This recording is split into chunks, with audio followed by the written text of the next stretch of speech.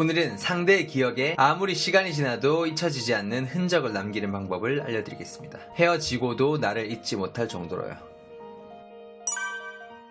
바로 그 사람에게 어떤 것에서든 최초가 되는 겁니다. 첫사랑, 첫 키스, 첫 경험을 잊는 사람이 있을까요? 없겠죠. 왜냐하면 사람에게 있어서 처음이라는 건 그 자체만으로도 신선하고 특별하기 때문에 굉장히 임팩트가 있습니다. 그래서 무엇으로든 그 사람에게 처음인 사람이 될 수 있다면 나를 평생 기억할 수밖에 없는 거죠. 그럼 어떤 부분에서 처음이 될 수 있는지 궁금하실 테니 첫사랑, 첫 스킨십 같은 거 제외하고 최초가 될 수 있는 상황을 3가지 정도 알려드리겠습니다. 첫 번째, 데이트.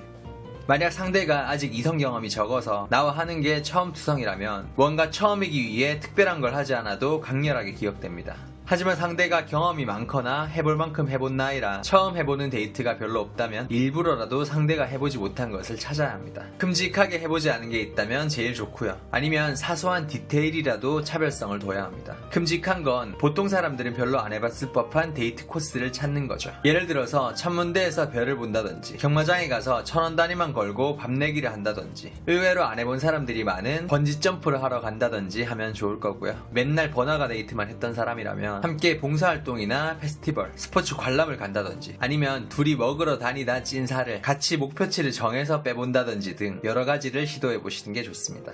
사소한 디테일을 차별화하는 건 일반적인 상식을 깨뜨리시는 게 제일 좋습니다. 1박 2일이나 당일치기 여행을 계획적으로 가는 게 아니라 그 자리에서 즉흥적으로 결정해 바로 출발해버리거나 반지를 맞추더라도 사는 게 아니라 직접 공방 가서 만들어보고 스킨십을 하더라도 순서나 분위기, 장소를 바꿔보는 걸 시도하는 겁니다. 두 번째, 스토리텔링.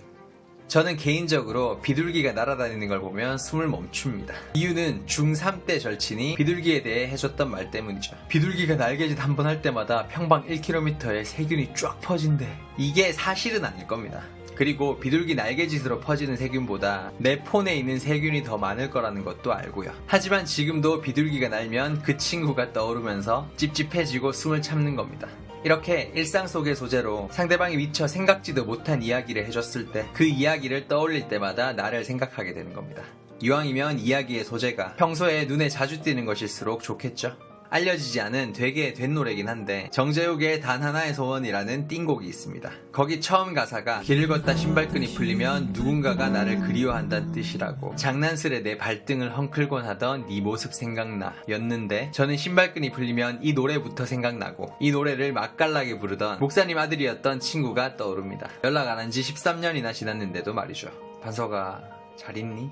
제가 옛날에 어떤 한 여자를 만날 때 스킨십 한창 하는데 갑자기 하던 걸 멈추고 입을 벙긋벙긋 거렸던 적이 있습니다. 당연히 그 여자가 왜 그러냐고 물었죠. 그래서 좀 자중해야 될 것 같아서 애국가 부르는 중 이렇게 얘기하고 스킨십을 멈췄어요. 그 다음 종종 찐한 스킨십을 할 때마다 입 벙긋벙긋 해주면 여자가 또 애국가 불러 하면서 귀여워했었죠. 그래서 나중에 축구 시작할 때 애국가만 나와도 피식거리더라고요.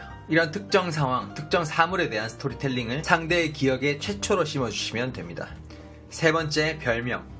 서로에게 별명을 붙여주는 것도 좋습니다. 지금 여자친구와 한때 서로를 불렀던 별명이 청가홍가였거든요. 무슨 뜻이냐면 여자친구는 직장이 남초 집단이라 홍일점이었고 저는 여초 집단이었던 간호대 청일점이었다는 뜻입니다. 서로가 홍일점, 청일점이지만 그 안에서 만나지 않고 서로를 만났다는 의미를 부여한 거죠. 근데 그냥 홍씨, 청씨라고 부르면 정없으니까 귀엽게 청가, 홍가라고 부른 겁니다. 연애 초기에 불렀던 별명이라 지금은 그걸로 거의 부르진 않지만 홍일점, 청일점에 대한 얘기가 나오거나 그런 상황이 생기면 자연스럽게 여자친구 생각부터 나더라고요. 신체 부위에 별명을 붙이는 것도 좋습니다. 예를 들어 그 사람 몸의 특정 부위 혹은 몸 전체를 사탕이라고 부르는 겁니다. 사탕 먹고 싶다. 여기까지 할게요. 보통 내가 그 사람의 최초가 되는 게 어렵다고들 생각하셨겠지만 이렇게 보니 최초가 되는 게 그렇게 어렵진 않죠. 그 사람의 기억에 나를 확실하게 남기시길 바랍니다. 영감을 받으셨다면 구독과 좋아요 부탁드리고요. 저는 연애를 밝히는 남자 바코였습니다.